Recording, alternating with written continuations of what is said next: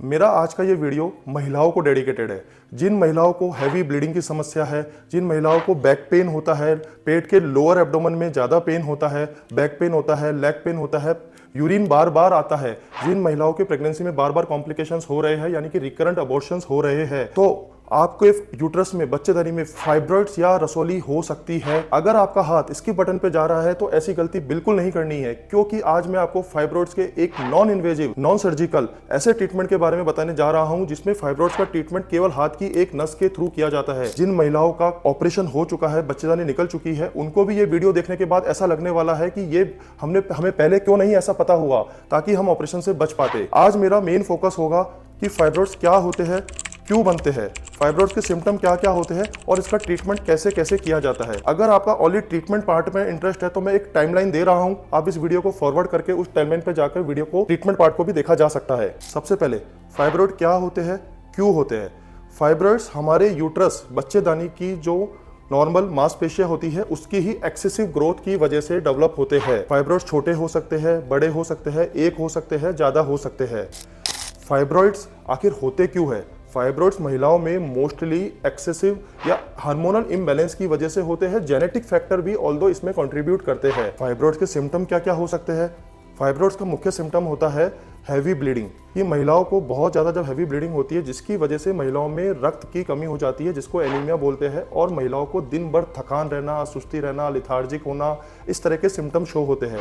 दूसरा सिम्टम होता है कि जब फाइब्रॉइड बड़े हो जाते हैं तो वो अपनी पेशाब की थैली पे दबाव उत्पन्न करता है, जिसके कारण पेशाब बार बार आता है, या फिर पेट के लोअर एब्डोमेन के हिस्से पे काफ़ी बार हैवीनेस फील होती है। काफ़ी महिलाओं को पेट में दर्द या बैक पेन या लेग में पेन, पैरों में दर्द होता है। काफ़ी बार कॉन्स्टिपेशन की भी शिकायत होती है। कुछ महिलाओं में रिकरेंट अबॉर्शंस की भी एक प्रॉब्लम होती है, या फिर प्रीटर्म लेबर की भी एक समस्या होती है, या फिर प्रेगनेंसी डेवलप करने में भी प्रॉब्लम होती है, और कभी कभी फर्टिलिटी की भी इशू होते हैं। फाइब्रॉइड्स का डायग्नोसिस अल्ट्रासाउंड या एमआरआई स्कैन्स के थ्रू किया जाता है। दोस्तों, अगर आपके मन में किसी भी तरह का कोई भी क्वेश्चन आ रहा है तो नीचे कमेंट सेक्शन में पूछिए, मैं हर क्वेश्चन का जवाब डेफिनेटली दूंगा। मोस्ट ऑफ द फाइब्रॉइड्स को किसी तरह के कोई ट्रीटमेंट की जरूरत नहीं होती है, और मोस्ट ऑफ द फाइब्रॉइड्स महिलाओं में एसिम्प्टोमेटिकली पड़े रहते हैं, जिसको किसी तरह के कोई ट्रीटमेंट की जरूरत नहीं होती। फिर भी अगर महिलाओं को हल्के फुल्के सिम्टम्स है तो प्राइमरीली मेडिकल मैनेजमेंट किया जाता है, दवाइयों से या फिर कॉपर टी के थ्रू इनका ट्रीटमेंट करने की कोशिश की जाती है। लेकिन अगर महिलाओं को बहुत ज्यादा ब्लीडिंग हो रही है, बहुत एनीमिया डेवलप हो रहा है, बहुत ज्यादा बैक पेन है,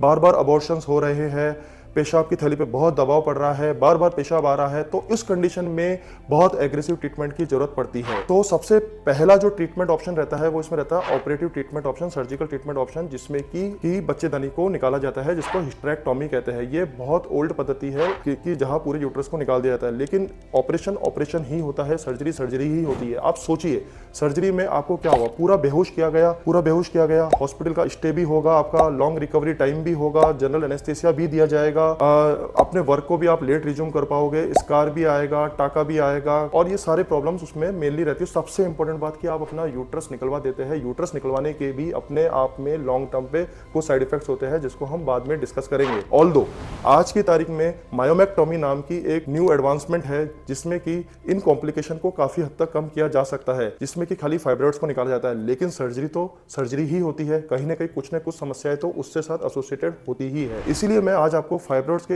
एक non invasive, non surgical treatment के बारे में बताने जा रहा हूं, जिसमें ओनली हाथ की हथेली की एक नस के थ्रू पूरे फाइब्रॉइड्स का ट्रीटमेंट किया जाता है, जिसमें किसी तरह की कोई चीराफाड़ी नहीं होती, कोई टाकापीटी नहीं होती। मैं ऐसे आपको ट्रीटमेंट के बारे में बताने जा रहा हूं, और इसको इस ट्रीटमेंट के बारे में जानकर आपको ऐसा लगेगा क्या वास्तव में मेडिकल फील्ड में ऐसा हो रहा है, क्या ये मिरेकल है, क्या ये जादू है, लेकिन ऐसा होता है। इस ट्रीटमेंट ऑप्शन का नाम होता है यूट्राइन फाइब्रॉइड एम्बोलाइजेशन या फिर यूट्राइन आर्टरी एम्बोलाइजेशन। दोस्तों, ये इतना शानदार तरीका है कि आप विश्वास करिए, हम हाथ की आर्टरी, जिसको रेडियल आर्टरी कहते हैं, उसमें एक कैनुला डालते हैं, और कैनुला के थ्रू हमारे तार और कैथेटर की मदद से हम एक्सरे में देखते हुए हम बच्चेदानी की जो नस होती है वहां तक पहुंचा जाता है, और वहां पर जाकर हम माइक्रो कैथेटर यानी बहुत ही महीन ट्यूबों के थ्रू हम फाइब्रॉइड को सप्लाई करने वाली जो नस होती है उसमें पहुंचा जाता है, और फिर वहां जाकर एक बहुत ही महीन पार्टिकल्स होते हैं, जिसको पीवीए पार्टिकल्स बोलते हैं, उनको उन नसों में इंजेक्ट किया जाता है।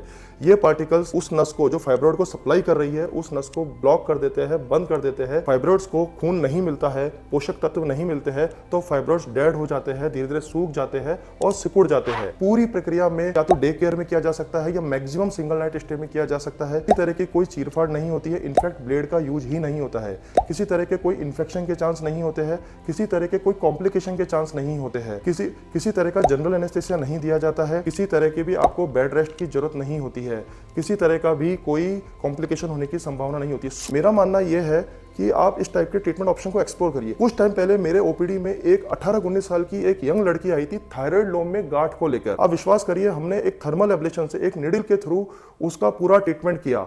और इस ट्रीटमेंट के, थायराइड के इस ट्रीटमेंट को और डिटेल में जानने के लिए आप हमारे इस वीडियो को देखिए। अगर आपके घर में किसी महिला को फाइब्रॉइड्स है तो एक बार अपने नियरेस्ट इंटरवेंशन रेडियोलॉजिस्ट से कंसल्टेशन जरूर ले। ट्रीटमेंट क्या कराना है, क्या नहीं कराना है, ये बात की बात है। पहले आप कंसल्टेशन ले और समझिए कि वास्तव में क्या कर सकते हैं, क्या नहीं कर सकते हैं, क्योंकि ये आपका राइट है।